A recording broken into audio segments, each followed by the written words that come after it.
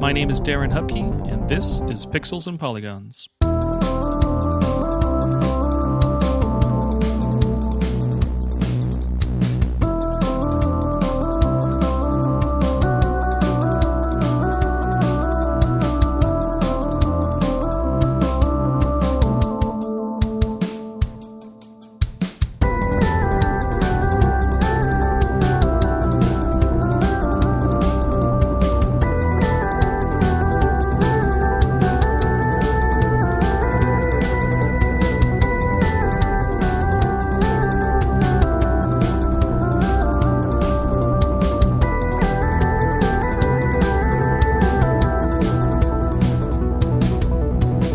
A new week, a new show.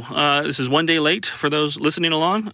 Apologize again, scheduling stuff. You know, when you do every aspect of it, if you just get a small day or a small afternoon where you just want to be a little bit lazy for a moment, those dominoes impact literally everything that you do. So, sorry for the 1 day delay here, but I am back and it is going to be published and pushed and live as soon as I'm done recording this. So, hope you all enjoy it and welcome back for another week. This week we have two returning guests, some of the newer voices you have heard on the show, so nothing to kind of surprise you with or no new introductions to be had, but we are having the friends of the show, Luis and John, returning. So they are both here to continue some great conversation we had in our recording sessions, and the episode is a fun one. We tackle that this or that question. So these two were actually part of my first kind of trial phase for asking this question. I had originally intended to just pick one of the this or that's, and we spend the time to answer that question. So that's what we do here on this episode. It wasn't until the infamous Andrew Elmore decided to want to run a gauntlet system of that and had me ask those questions, one after another to him, which I thought ended up being cool and entertaining as well. So that's what I continued to do when I had Jason on the show, and probably will continue to do when I ask this question again. But it was still cool to let the question breathe and dive into the specifics of it with both Luis and John. So I hope you enjoy the episode and have some fun listening along. And other than that business, it's the same business up front. I do really want to encourage you all. You can help support the show, rate and review it on the podcast platform you're listening to it on. If you have an opportunity to visit my Patreon page, the links will be in the show notes. It is free to follow along. I've recently posted the first part of a kind of a retrospective on my thoughts of the Dreamcast and who killed the Dreamcast. I also have just recently posted a behind the scenes look at my next book, Beat 'em Up Volume 1, which is separate from the 32-bit library books, but has been just as entertaining to make. So you can get sneak peeks at those things. That is what the Patreon page is for additional writings, additional retro gaming content from me, and you can follow along for free. If you enjoy all the stuff that I've been putting out and you want to find a way to do more, you can also join the paid tier of the Patreon, and there's a whole bonus show called Single Player that I put out, which this week was also a Dreamcast bonus episode. I may push that out to the free feed for the month, just to kind of throw everybody else a bonus to see what they have. But that's just stuff I've been doing. Other than that, next 2 weeks from now, I'll be at the Portland Retro Gaming Expo. My wife and I will be at booth 1111. We'll be selling the new 32-bit library Volume 4. That will be the first time it's been available physically in person. Kickstarter backers have been receiving their copies over the last couple of weeks, so they have theirs in hand, but that's when it will be on sale on Amazon. It'll probably be on sale, depending on how Brian wants to handle it, on retrogamebooks.com earlier than that. He'll have a first look window there, and then I'll have it in person for me at Portland. So I think that's it. Again, anything else will be in the show notes below. You can find any of the links there. Sharing the podcast with friends, sharing the links with friends, liking, rating, reviewing, all that stuff. That's just all I ask. That you, if you can find joy out of this, please do so. If not, I'll see y'all next week. Have a good one. Bye. Well, welcome back to another episode. I've got a new friend of the show, Luis, here with us from all of his various online writing and shares and creativity. We've got the links again for all of his content there in the show notes and in the descriptions below to kind of check out. But Luis, while you're here, I want to get started with an icebreaker first before we dive into the big content. So, what I want to know, what is your favorite vehicle or mode of transportation in a video game? Oh, wow. Part of me immediately thought it's like, has to be a chocobo. But, I don't know. I think the animal rights activist in me is like, do they enjoy that? Is that what they want? Or should chocobos be free? And then I feel guilty. So scratch that. The best mode of transportation, the one that everybody, you need to make sure that you call your congressperson, your representative in the U.S. or if you're in another country, I don't know the way that you go about that. Do something similar. Pressure them to get research and development funds for has to be a musical instrument that teleports you to a destination. So maybe the Ocarina from Ocarina of Time, where you do in front of a stone and then it gets you to wherever, or, Wind Waker, the baton. I think there's a lot of Zelda games do this. And whatever other game you can think of that has a musical instrument that not only plays music, but then also gets you someplace. I mean, just think about it. One, how many more people would probably learn to play an instrument? It's true. Just because it's also a transportation device.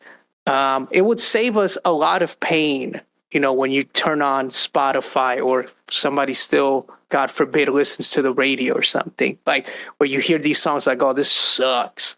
We probably wouldn't have that anymore. Yeah, we'd be out enjoying the arts because we've all invested in them to perform and cut our travel times down.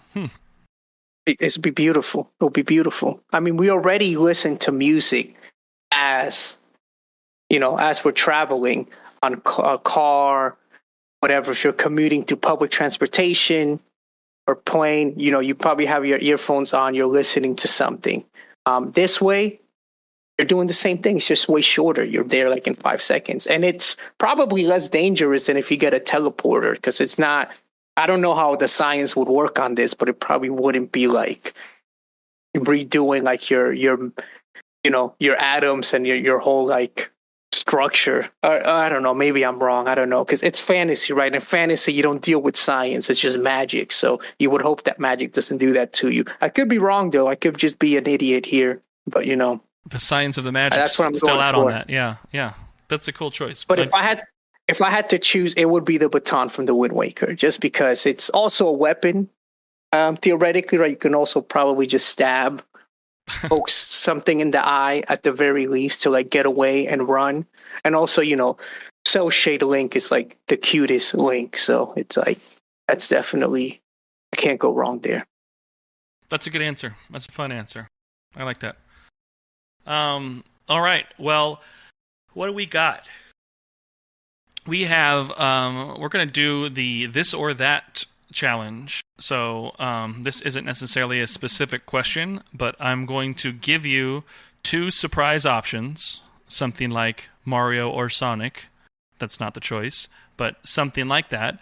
And you will have to definitively pick one, and the other will assume is going to be erased from existence and never obtainable or playable from you ever again. So this is a this or that choice. The 2 choices I'm going to give you today, based on what we've talked about in the past and kind of hearing a little bit about this, I hope this is a good challenge for you.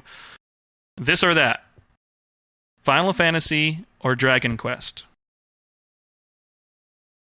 I thought this was going to be difficult. Come on, Dragon Quest. I mean, Final Fantasy is it's okay. I'm not going to ridicule it too much because I know there's probably people in your audience that swear by it, and I do. If there's anything that I am is respectful and polite, so I'm not going to go there. But it's just Dragon Quest. It's probably the only game series that as one gets older, gets better, and one can continue playing them as well. Like, you're not, just being honest, like, nobody, if you played Final Fantasy 15 when you were 15, when you're 70, you're not playing that game. I'm just sorry. If you're lucky to live that long, and with our bleak future with climate change and impending disaster, you're not going to play that. Now, you will play Dragon Quest V, you'll play Dragon Quest 1, you'll play Dragon Quest 3. If you're a sadomasochist, you'll play Dragon Quest 2, each their own. It's a timeless series, no pretension. Dragon Quest has no pretension whatsoever.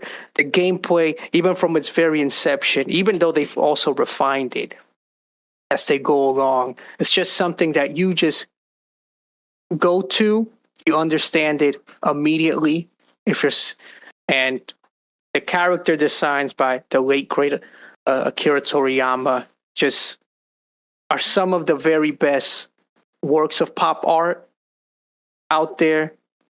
Monster designs also by Toriyama, incredible. The music is great.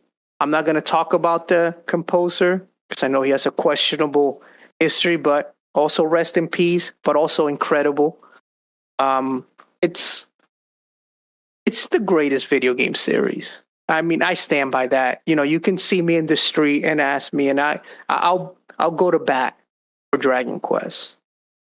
Interesting. Okay. This is where I was thinking you might go, and that's good. I think I personally, in the this or that spectrum of this question, would be picking Final Fantasy.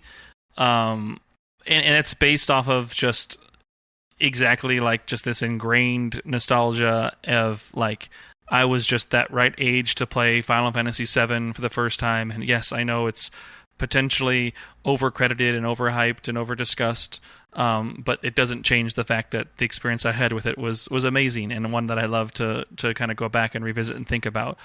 But I am somebody who is just hungry to find that entry point into Dragon Quest, and I really want to know and figure out what that best spot is. So I think this is, selfishly, I would love to maybe kind of ask and kind of pick your brain a little bit on that. I have played a little bit of 8 on the PS2. Unfortunately, Square Enix packaged in a demo for Final Fantasy 12, and I was like more inclined to kind of try out what that next big thing was going to be. And I never really was that big of a Final Fantasy 12 fan at the end of the day. But I didn't really put much time into 8. When 9 came out in the DS, I did play a good chunk of that. I want to say probably 8 to maybe 10 hours or so. And I did enjoy it, but just I didn't quite get the hooks in me on that. I did recently purchase 11 digitally, and I started up and completed that introduction like dungeon that you start out at, and I did enjoy what I had there, and I just kept thinking I will come back to this, and I have not come back to it yet. But is there one that's that you would recommend as like maybe your favorite, or like the cream of the crop from the Dragon Quest series that you would recommend a new player try out? Or is there one that like you think I should maybe give a second chance to and try again that I maybe have already tried? But what are your thoughts on that? Like, what do you think is the go-to Dragon Quest option? Yeah, that's a good question. First, I do understand what you're stating about Dragon Quest 8 and the packaging with the demo, which I'm gonna say the truth here. Final Fantasy 12 is the best Final Fantasy. Yeah. Now, to answer your question, though, it's definitely, I would say, usually there's a lot of different ways one can go about it when starting Dragon Quest. Usually, though, the most recent Dragon Quest should be the starting point, in my opinion, because that's the one that has the most quote unquote quality of life improvement. It's the most in tune with the most like modern and up to date like sensibilities when it comes to like players and all these things, like what people are used to with more modern video games. I would also say one. So either Dragon Quest 1 or whatever is the most current game. The most current one now being in the mainline series being Dragon Quest 11. Dragon Quest 11S, Echoes of the Elusive Age. That's like the most up to date edition. I recommend that. That's an incredible game. I would say this. More importantly than like which game one plays first is how one plays a Dragon Quest. I know that we're used to playing games for a long extended period of time. So that's not how you should play a Dragon Quest. You should play it maybe 30 minutes to an hour or even less per session. My friend Tim Rogers always says that the best way is to play like right after bedtime. I mean, right before bedtime, excuse me. So like, you've eaten, you've showered, you're just like waiting for sleep to settle in. Just sit down, wait. And it becomes, I know a lot of the modern games, especially after 5, have become fairly long, but if one plays it that way, it becomes almost like reading like one of those like big like world literature books. Like if you're reading like the Tale of like Genji or Tolstoy's like War and Peace, it becomes something that you read a little bit of, and it takes you a little bit, but you grow accustomed to the experience. It becomes part of like your routine, and then when you're done, you actually miss it. And that's the best way of playing Dragon Quest. I mean, and it's set up that way too. It's not just like you're putting that on yourself to enjoy the game. Like the games are structured that way. Very few games do the actual aspect of short play sessions like Dragon Quest. You play, you might do, okay, I'm going to get to this town, I'm done. Or you might do a short story segment, which are all brilliantly executed and also paced. If you're like me, if you really want the challenge, I would say Dragon Quest 7, because that's the one that's the most Dragon Quest of all Dragon Quest games. But I could understand that takes refinement, so you need to develop your palate to really get there, Gotcha. Something like Dragon Quest 7, but 11 or 1 would be my recommendations. Yeah, okay. I previously shared with you the story of my sealed copy of Skies of Arcadia on GameCube. I also was a huge DS fan, and so I was often buying a lot of games just to like put in my backlog and like I will get to them. And I purchased all those DS re-releases of 4, 5, and 6 for Dragon Quest, and had them sealed, sitting on my shelf, with a number of other like DS games and great games and everything. I never cracked those seals, never got those open to play them. Ultimately sold them for not much, And oh my God, you killing me, man! Yeah, I know. I'm really, really, really excited for that new Dragon Quest 3, that HD 2D like style one. Like that one, I cannot wait for.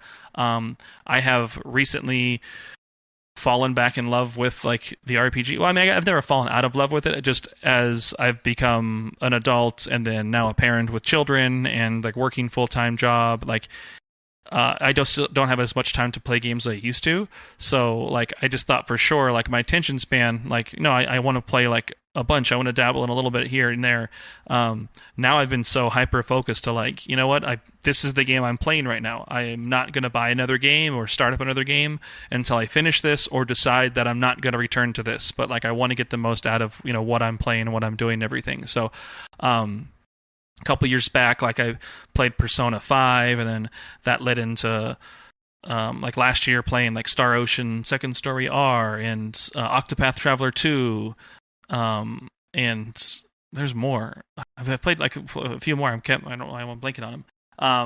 Those are all great games. Second Story R, that's a great game. I actually put that in my best games of the year list for last year. Oh yeah, that came out. That's like, yeah, that's might be one of the very best. Yeah, I kept grinding away at that and got that platinum trophy for it too right before New Year's. So I was able to get another platinum on my. I don't do that a lot either, but like as I've been in this older mindset for myself, where I'm like wanting to make sure I wring out every last drop, because once I move on, I'm not likely to go back to it. I was like, I'm gonna see this one through. This has been entertaining. So, but yeah, after Octopath Traveler 2 and like that visual style, like I loved like modern like quality of life improvements to like gameplay, like a quicker battle system and everything. I really like that. Thought that made it really easy to really indulge myself and play that. So I'm hoping that new Dragon Quest will have, and from what I've seen, like the battle system is pretty quick, and it'll allow you to kind of like be immersed and enjoy, like whether I am going to just sit there for 30 minutes and kind of grind around, or like focus a little bit more on the story, or look for some secrets and hidden stuff. Like that's probably my most anticipated game. I'm looking forward to playing outside of the Suikoden 1 and 2 like remastered collection, whenever that's going to finally launch. Like I was hoping that was supposed to be this year, but who knows anymore. But yeah, those two things I cannot wait to try. So I'm looking forward to giving Dragon Quest its fair shake. Well, 3 is a good. I mean, 3 is definitely a good one to start with as well. So that's my most anticipated game of the year, and that's one that I will drop everything for once it happens. Like, definitely looking forward to that. Does that one have the like monster capturing like mechanics in it? Isn't that there was a Dragon Quest title that did do that, like pre-Pokemon actually? Yeah, that's Dragon Quest V that does that. Okay, cool. That.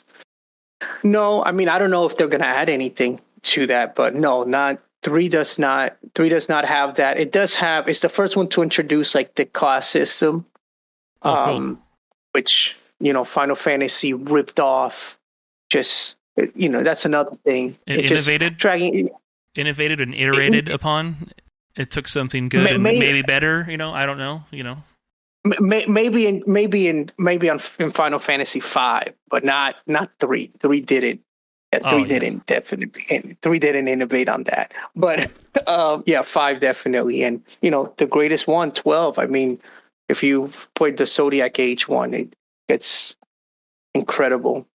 No, 3, it's gonna be good. Yeah, I played it. I got Square Enix. Like I was at an event and I got to play, and it's fantastic. But it's also like it's one of those things that's definitely for me. Like I just gushed about the series, earlier, and I'm just so excited. And I really do believe though that those are games that they just age extremely well. Because like I said, there's no pretension. 3 is very much, it has an interesting story. I mean, compared to like a lot of the stuff now, it's like bare bones, but that helps it because it's written well, it's charming, it's funny, it has enough twists and turns to keep you engaged, but it doesn't have like these like insane like plot twists or all this like exposition, which oftentimes when you actually start thinking about the game's narrative, you're just like, wait, that doesn't make any sense. That just puts you off from it. Like what happens with a lot of these RPGs that you replay now, you've enjoyed it as a child, but then you replay them now and you're like, oh, this story kind of sucks. Like you can't relate. It's not enough that it's just like a story about stopping, the end of the world from happening, etc. Those aren't really issues that you have with Dragon Quest because it's never about the ending. It's about the journey along the way. I'm intrigued. Yeah, I feel like I've always been somebody who would enjoy the games. I've just not been able to get myself at the right space or right moment to just commit to it. So I think this is the year, 2024, the year that I finally am able to become that Dragon Quest fan. All right. I believe in you. Yeah, thanks. What I also need though? I want a PS5 like Hori slime controller. I love that PS2 version, and I'm seeing that they've done those for like the Switch and even PS4. I like that bulbous, obtuse, ridiculous controller that you just play on the bottom side of. All right, I'm gonna be in Japan in the fall for because I'm gonna cover the opening of the Nintendo Museum. If I see one of those, I'll get you one. Yes, thank you. You will be If the currency exchange is still the same, you don't even have to worry about. It's just be a gift. Oh boy. Yeah. Let's go. All right, Luis. Well, that's awesome. This was another fun episode. I love chatting with you. These have been some great episodes you've been on. So we'll definitely have you on more in the future. Listeners, please check out the links in the show description below. Check out his content and his writings. I appreciate chatting with him. So unless you have anything else, we will say goodbye for the episode. No, just enjoy. Hey, play some Dragon Quest. And, you won't regret it. All right. Thanks, Luis.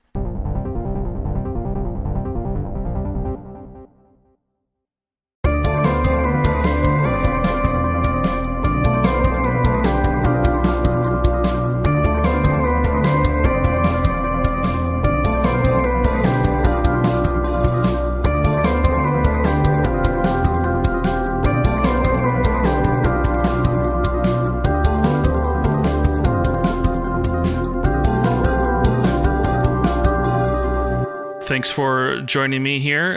This is everyone. This will be a first-time guest. We're recording a couple of sessions here with my friend John. He's my neighbor actually, but he also does his own podcast and stuff. So I'll give him a chance to kind of introduce himself, and then I'll ask him an icebreaker question. So actually, yeah, John, if you want to do just a little brief intro for yourself, we can do it on both sides of it.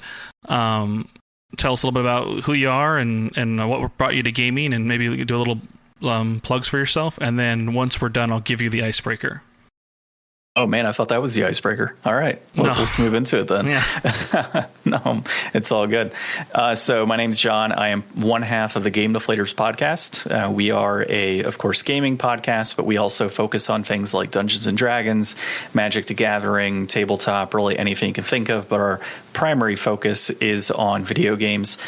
Each week we take about a 30 to 45 minute look at a video game.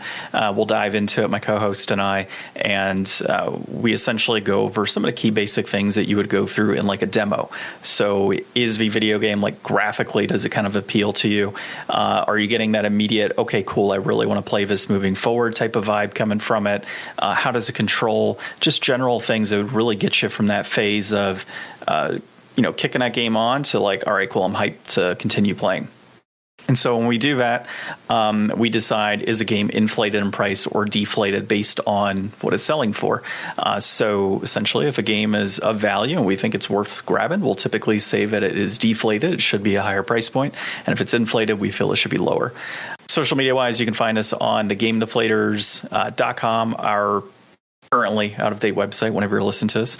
You can also find us on YouTube. We're on there as Game Deflators. You can also find us on Twitter or X at Game Deflators, and Instagram, Facebook, and Threads at The Game Deflators. As far as what got me into gaming, I would say really since I was a kid. I grew up with cousins that had Nintendo systems. I had an uncle that had an NES as well at his home. And so whenever we'd go over there, we'd play some, I think it was Glove Ball is the name of the game. And so we'd play that. We'd play some Mario Bros. When I'd hang out with my cousins, we would end up playing Super Mario Kart and Super Mario as well, and some Mortal Kombat. So just growing up, I've always been around video games as long as I can remember. And, that kind of spiraled into, playing Super Nintendo, PS1, things of that nature over the years.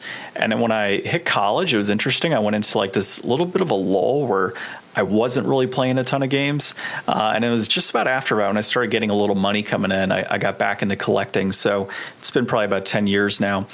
And through that, actually more than 10 years, when I think about it, but through that, I've been building up a pretty extensive collection of video games. So Darren, you saw that when you came over a while back. Oh yeah. And so we essentially pull games off of my shelf, and that's what we do our inflation deflation based off of. But I'm still picking up new games here and there. I do buy collections from time to time, spanning, as I said earlier, Magic cards, D&D stuff, Lego, video games. So it's a little bit of everything, to be honest. Yeah, right. I have been fortunate enough to be a guest in the show. We met at one of the local conventions out here to where we're at, and I've done a couple episodes of the Game Deflators myself. So definitely add that to your queue if you're looking for more gaming related podcasting for sure. It's always a good time. Yeah, that moment was interesting. Coming together at the event and finding out that we lived like literally 2 minutes away from each other. Yeah. If there wasn't the wash right there, it would be connected through residential streets. For sure. The icebreaker. So this is the thing that'll get your head scratching. What is your favorite animal companion from a video game? I asked these to get people to kind of like try and get an idea of who you are and what your kind of gaming tastes are and everything. So, and all of gaming, what is your favorite animal companion? Oh man, you know what? Chocobo. We'll go with that one. No one has said that yet, actually, and that's a solid one for sure. Yeah, I mean, there's something about it. Like, it consistently through the Final Fantasy series, I forget when they first came into play, but that's like the iconic animal for that franchise, right? So I have a lot of fond memories of raising multicolored chocobo and racing in Final Fantasy VII, and then from there it just kind of continued on. Yeah. So that would be my answer for you. Not as big of an icebreaker as I thought it was going to be for me. You almost had me though. All right. Well, for this episode, we want to pull out a question out of the this or that hat. I don't know what I'll officially call that, but this is going to be like a fun, newer style question. I haven't been able to ask this a lot, so I'm glad that you picked this out when you were thinking about, coming on doing the show. So I'll give you two things, two specific choices, this or that, and then you just pick one. And what one speaks to you, what one stands out to you, and then we'll just kind of talk about why is it that you chose that one? Is it just a personal attachment, just the history of the background that it's related to, whatever it may be? So that being said, for this or that, I'm going to do, I think this is, the evergreen version. This is like the 90s gamer version of it, but Mario or Sonic? Which one do you prefer? Don't let him fool you, folks. He actually has a top hat with all of these questions in there that he pulls out. So it is the this or that hat. So I would have to say Mario. I mean, hands down, for me. Like that's, yeah. Yeah. I mean, without a doubt. The when is your, so you say Mario, hands down, it's that easy for you. What was the earliest like Mario experience? What's the thing that really just kind of sold you on Mario in general? So I think what it was is when I was younger, it was actually the difficulty of playing Sonic versus Mario. So Mario to me, when I was a kid, was much easier to pick up, go through a level. It felt like you were progressing, whereas Sonic, there was just a lot going on. I mean, you could end up in various tunnels underneath a level in water or above, and there just never seemed to be like a true rhyme or reason as to what the heck was actually happening when I was growing up. And even today, it's kind of the same deal for me, right? I'm just honestly not a huge fan of Sonic games. So Mario for sure on that, as far as when I was a kid. And then even today, I still enjoy a good Mario game. Some of the levels can be challenging, even as an adult.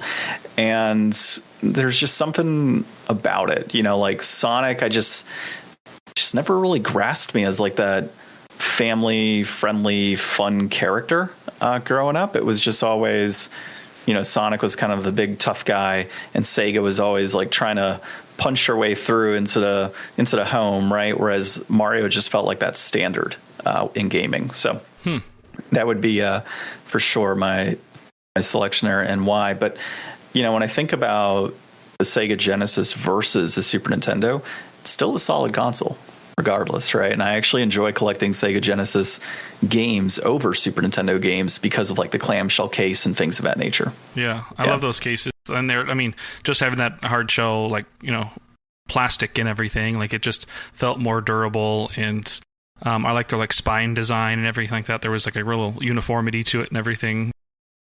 Yeah, I did like that. I was a Genesis household. We did not have a Super Nintendo, my brother or I, growing up. And it was always, like Sega, like I did enjoy the Sonic the Hedgehog games, but on the NES, like obviously like Mario, like 1 and 3 are like, top tier, like all time favorites for sure. And Mario Worlds is like one of the best games, for sure as well. I just, the Sonic, like, it was always weird to me how that was this rivalry. It was just like the mascot rivalry, really. Like, even I think the diehard Sonic fans, like, I think they have to know those games just aren't as, like, well designed or as, like, timeless in feeling as, like, Mario games are. Like you said it, like, the way the level design is sometimes, like, the purpose of the game, like, going fast, and you think scrolling left to right and going fast would be somewhat cool, but the games also had a verticality to them, so you never knew when you just kind of hit a wall and think, I guess I have to go up or down or find a way around here that isn't quite as like intuitively laid out. And and those like anxiety-inducing underwater moments where you start to run out of breath and it plays that like real tense music always just gave me like a heart attack as a kid. Like, it just wasn't a fan. It's just like, I get people having fun with them, and I get people like enjoying the Sonic games. Like there is some entertainment value there for sure, but it is not really like. It's more of the mascot fight and less about the games to me when people choose like Mario or Sonic. Yeah, I totally agree with you on that. And it's not like I didn't grow up with a Sega in the house either, so I do kind of want to get that out there too. So my first console was a Super Nintendo when I was growing up, and but I did play NES, of course. But my experience at that time with Super Nintendo and Sega was virtually at the same time. I had neighbors that had Sega Genesis when we were growing up, so we go over to a neighbor's house and we would play over there. And that's where I had my first experiences with Sonic, and we're like, man, this just isn't as good. And I remember a lot of that. And then one of my cousins actually had a Sega Genesis, and we found ourselves playing Black Bass on the Genesis over Sonic and Carnage. Those are the games that we preferred to play over Sonic. And and then of course we get home and play Super Nintendo. Yeah, that's how it works. From a let's take the angle then of this before we end the question. But from a design and a character standpoint, do you like the slightly high BMI plumber and overalls look of Mario, or do you think this like blue hedgehog with an attitude and like cool shoes is the cooler design? Like, what from a visual standpoint do you prefer? So I will tell you, I played as Luigi in a lot of those games whenever I got the opportunity. Slightly leaner and healthier. Yep. Slightly leaner and healthier. Does have a better jump to him. So I always enjoyed playing Luigi over Mario. That said, even looking at it today, yeah, I would say Sonic for sure is a cooler looking character. And that's one that growing up, you'd look and say, man, yeah, like I want a Sega, I want to play Sonic. But then when you actually boot up that game, it's like, okay, maybe I do want to play Mario instead. Yeah, there's an energy to it, and I think like I can specifically think of the Sonic Adventure 1, like Dreamcast cover, and like that cool art style that Sonic, evolved into himself. Like, that's a game I want to play, but then like playing the game, it doesn't fulfill that same kind of visual excitement that the character design kind of entices you to feel. But and then you start throwing in characters like Knuckles, right? Like Knuckles was a badass character for sure. And then of course later on you had Shadow and all these other characters thrown in as well. So it's always been cool to see the progression of his characters and that Sonic world build out. Unfortunately, it's without a Sega console in place, but when it comes to the later games, I actually enjoy those quite a bit. That kind of, I don't know what to call the game style, but it's not that side to side Sonic view. It's more of that, straight, like you're just ahead of you what's happening. And I just always, when it comes to Sonic, I like that style of Sonic over the side scrolling. I feel that to me it's easier to manage. It's just, I don't know, the playability is just better for those games. And at times I kind of prefer it over Mario, some of the newer stuff. But really, at the end of the day, Mario is still superior. Yeah, I agree. The Sonic is cool, and the mascot wars were a thing in the 90s, but I'm also on Team Mario as well. Rad. Well, thank you, John. That is going to kind of wrap it for this segment, for this question. We'll definitely be hearing more from you in the future. Anything you want to leave people listening with, like anything to look forward to on your show, or do you want to plug your social media stuff again? Any last words? Yeah, I mean, just keep an eye on what we have going on. Pending when you hear this episode, we may or may not be doing video at that time for our podcast. We'll be on YouTube doing a little bit more, trying to do some more playthroughs and stuff placed on there as well. So like and subscribe to the channel. It'll be great for us to continue to grow that content out. And then the podcast, we've got over 300 episodes of backlog. So check it out. There's a lot of good stuff, a lot of special guests. We've had voice actors on there, developers. I'm actually working for getting another developer on right now for an upcoming episode 301 most likely. So lots of cool things on there. So definitely check it out, like, subscribe, check out the podcast, and definitely would appreciate it. And of course, just find us at the Game Deflators or at Game Deflators on pretty much all social media out there. If we're not on there, let us know and we can jump on it too. Right. All right. Well, thank you, John.